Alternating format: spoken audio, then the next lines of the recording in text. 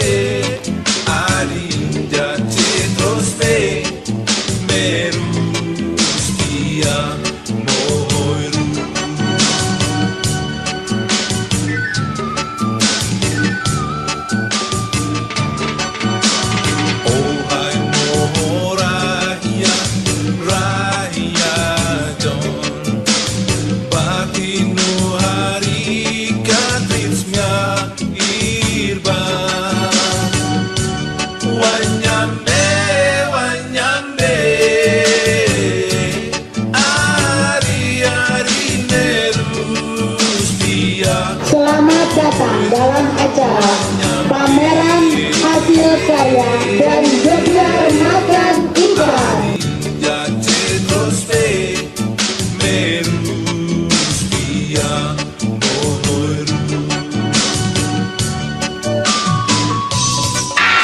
Semangat! Syukur kepada Tuhan.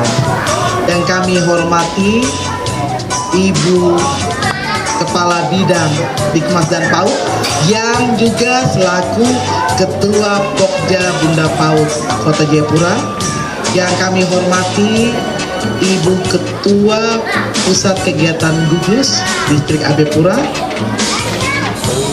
dan Bapak Ibu tamu undangan serta anak-anak yang Bunda sangat kasihi dan cintai.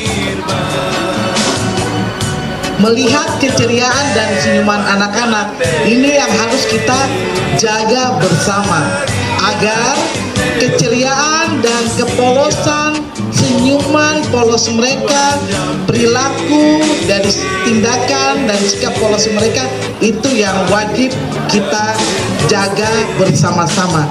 Dan tadi Ibu Kepala Sekolah sampaikan bahwa kerjasama itu artinya bahwa tugas untuk meningkatkan kualitas anak usia dini bukan tugas dari kepala sekolah dan guru-guru saja, tetapi juga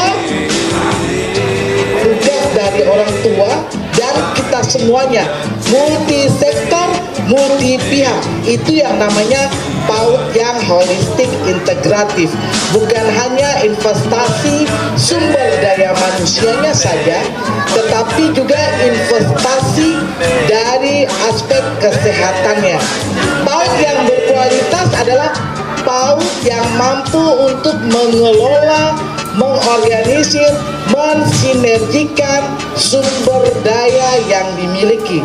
Apa saja? Sumber daya manusia, sumber daya fisik, sumber daya sosial, penting, jejaring, ini sangat penting, dan juga sumber daya modal atau keuangan. Jika diramu dan dibijaki dengan baik, maka PAUD berkualitas itu dapat kita capai bersama. Tentunya tidak semudah membalikan telapak tangan, karena menghadapi anak-anak yang masih usia dini berbeda.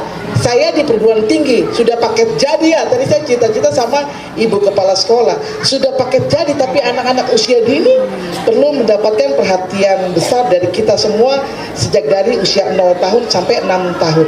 Karena golden age-nya mereka atau masa keemasannya mereka tidak boleh kita lewatkan. Oleh karena itu, investasi di bidang kesehatan juga sangat penting, sehingga di hari ini dilakukan juga kegiatan Gemar Makan Ikan.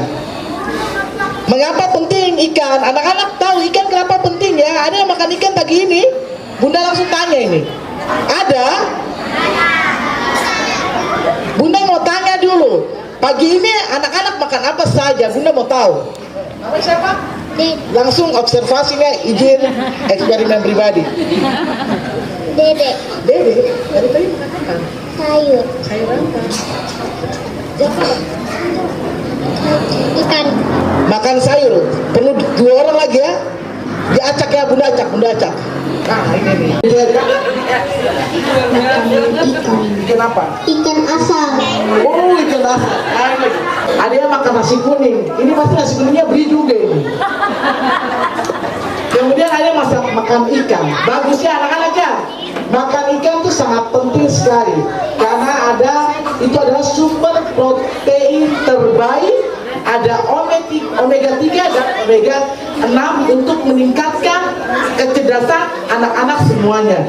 Jadi anak-anak, kalau pagi-pagi mama sama bapak tidak masak, mama tidak masak pagi-pagi bilang mama masak ya. Ada orang tua ya. Karena bapak ibu orang tua yang hadir, bapak komunitas sekolah, jadi perlu tekankan bahwa anak-anak itu wajib untuk sarapan pagi. Yang terpenting itu adalah orang tua wajib untuk menyiapkan sarapan pagi. Kenapa? Supaya anak pergi ke sekolah dia produktif, tidak ngantuk.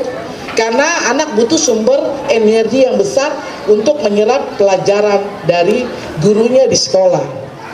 Ibu-ibu yang jago-jago untuk mengkreasikan menu-menu B2SA. Karena tadi investasi pendidikan, investasi kesehatan, dan juga investasi yang lainnya sangat penting. Karena model keteladanan dari si anak itu ada 3. Adalah guru ya. Model keteladanan anak-anak ini adalah guru. Guru di mana? Guru di rumah. Di rumah itu berarti siapa?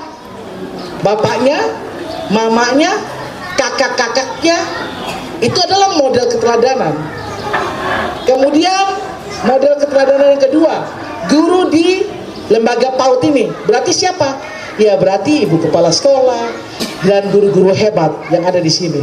Dan yang ketiga adalah model keteladanan anak-anak guru itu adalah di lingkungannya. Sekarang kita anak-anak kita ini adalah generasi Z. Jadi karena hidup di zaman yang sangat canggih dan generasi Z, mereka melek teknologi. Pegang handphone saja lincah sekali. Oleh karena itu, parenting guidance atau pendampingan orang tua sangat penting, proteksi handphonenya anak. Karena banyak sekali kasus kekerasan terhadap anak-anak itu terjadi. Sehingga proteksi pengawasan orang tua untuk handphone anak dikonekkan saja sama handphonenya orang tua. Sehingga ketika anak buka konten yang tiba-tiba muncul, itu orang tua bisa tahu. Karena di dunia sekarang banyak sekali kasus-kasus ya, anak-anak diperlakukan kurang bagus dan lain sebagainya. Bahkan nyawa regang karena kasus kekerasan yang dilakukan oleh orang dewasa. Oleh karena itu perlu sekali kita memperhatikan kehidupan anak-anak kita, sehingga kesenyuman mereka, kepolosan mereka, tawa mereka itu kita jaga bersama-sama. Itu saja yang bisa kami sampaikan, ibu-ibu dan anak-anak semua. Input yang diterima oleh tingkatan yang lebih atas, yaitu tingkatan sekolah dasar, akan berbeda ketika menerima anak-anak usia dini yang melalui lembaga PAUD dan juga non lembaga PAUD. Sehingga sekolah dasar itu diwajibkan untuk paling tidak mempunyai masa orientasi selama 2 minggu.